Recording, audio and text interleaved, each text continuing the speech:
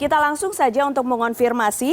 Saya akan langsung mengonfirmasi kita sudah tersambung dengan Zainur Rohman, peneliti Pusat Kajian Anti Korupsi Universitas Gadjah Mada atau PUKAD UGM. Mas Zainur, selamat sore.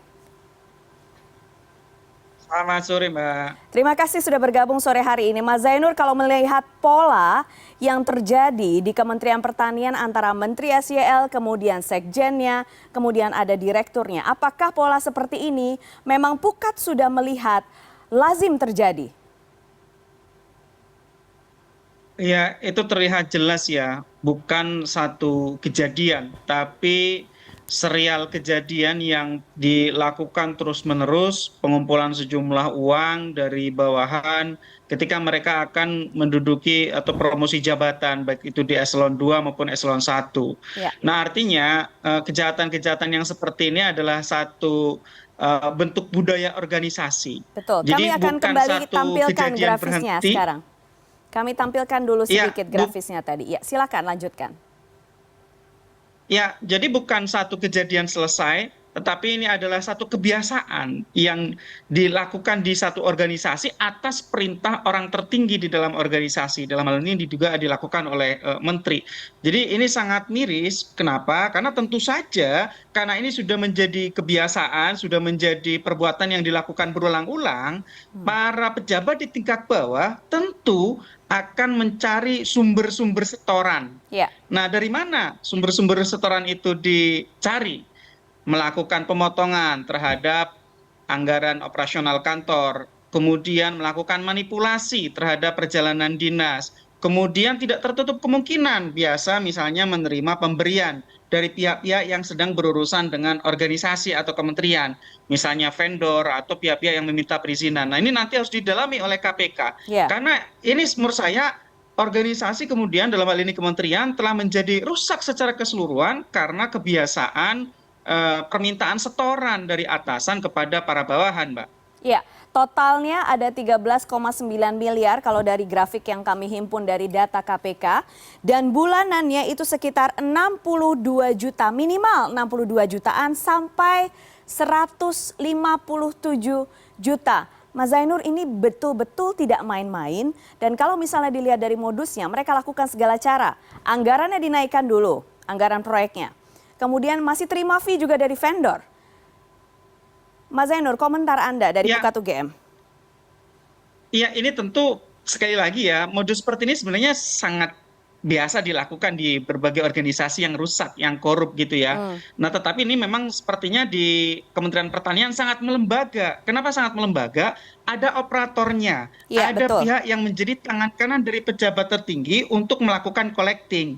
Nah, tangan kanan ini kan dibawa oleh pejabat tertingginya dari satuan kerja terdahulu di mana yang bersangkutan menjabat. Jadi ini memang orang kepercayaan, tangan kanan yang memang diandalkan oleh pejabat tersebut untuk melakukan pengumpulan dana-dana haram seperti ini untuk kepentingan pribadi dari pejabat. Nah, yang jadi pertanyaan adalah apa sih yang menjadi motivasi dari pengumpulan dana-dana korupsi ini? Apakah karena yang pertama kebutuhan dasar dari seorang pejabat yaitu menteri belum dipenuhi? Saya ragu. Kenapa? Karena dana untuk operasional menteri ada dana operasional menteri yang jumlahnya sangat besar. Ya. Yang kedua, secara pribadi menteri pun memperoleh gaji pokok dan juga sedemikian banyak jenis-jenis tunjangan. Kalau misalnya di soal apakah jumlahnya sudah cukup apresiatif, nah boleh saja dibahas. Tapi saya katakan dari sisi cukup itu sangat cukup. Atau yang ketiga, Mbak, apakah ada kebutuhan-kebutuhan untuk misalnya melakukan setoran kepada partai politik karena yang bersangkutan adalah kader dari partai politik. Tentu ini harus ditindaklanjuti oleh KPK dengan memeriksa aliran dananya, baik secara cash atau secara transfer. Kenapa? Karena di berbagai kasus korupsi yang sebelumnya dilakukan oleh kader-kader partai, selalu ada kaitannya dengan kebutuhan untuk memenuhi kebutuhan pendanaan politik. Dan itu juga kemudian mendorong seorang pejabat untuk melakukan korupsi. Nah, kebutuhan pendanaan politik itu tidak saja sekadar untuk memenuhi kebutuhan saat ini, tetapi juga biasanya adalah membuat semacam tabungan bagi para pejabat ini ketika nanti sudah selesai menjabat akan ikut kontestasi lagi di medan yang berbeda. Apakah misalnya mencalonkan diri menjadi calon anggota DPR atau kemudian ikut kontestasi lagi di bentuk kepala daerah atau yang lain-lain. Jadi menurut saya ini memang sangat-sangat luas kemungkinan-kemungkinan yang harus diteliti oleh KPK. Nah, yang terakhir adalah bagian gaya hidup. Dikatakan ada cicilan untuk mobil yang kategorinya sangat mewah. Juga ada cicilan kartu kredit. Ini juga jadi pertanyaan. Seorang menteri itu sudah diberikan oleh negara fasilitas. Ada Toyota Royal Crown gitu ya, Ya. yang itu harganya juga sangat mahal yang disediakan oleh negara untuk mobilitas yang bersangkutan. Juga ada mobil-mobil di dinas lain yang bisa digunakan untuk melakukan mobilitas. Kebutuhan hidup pun sudah dijamin, kebutuhan dinas pun sudah di-cover oleh dana operasional menteri. Nah, yang jadi pertanyaan, apa sih perlunya untuk mencicil kartu kredit ini? Ini juga menurut saya menjadi pertanyaan menarik. Kenapa? Karena memang salah satu yang menjadi faktor pendorong korupsi adalah dari sisi lifestyle, gaya hidup yang kadang-kadang tidak sesuai dengan profil penghasilan, Mbak. Oke, betul, tidak sesuai dengan profil penghasilan. Mas Zainur, pertanyaan terakhir. Anda tadi mengatakan sepertinya ini sudah melembaga.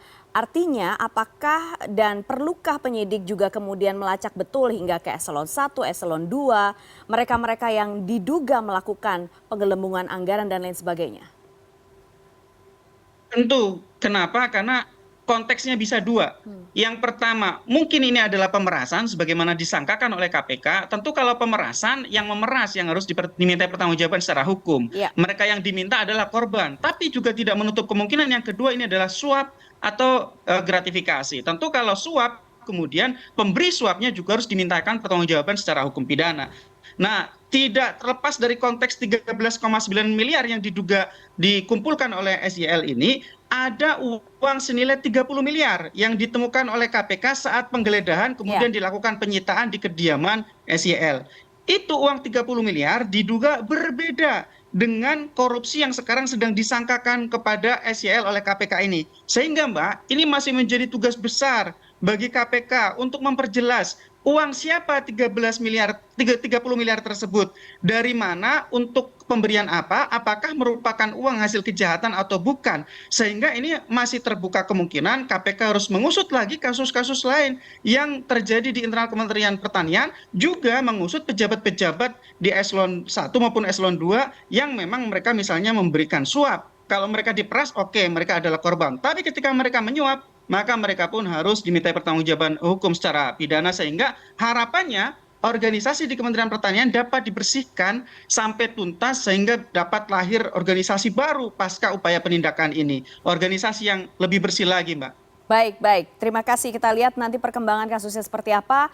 Hari ini KPK rencananya 18.30 akan memberikan keterangan pers terkait dengan pemeriksaan perdana Syahrul Yassin Limpo sebagai tersangka. Mas Zainur Rohman dari Pukat UGM. Terima kasih Mas, sehat selalu. Terima kasih, sehat selalu.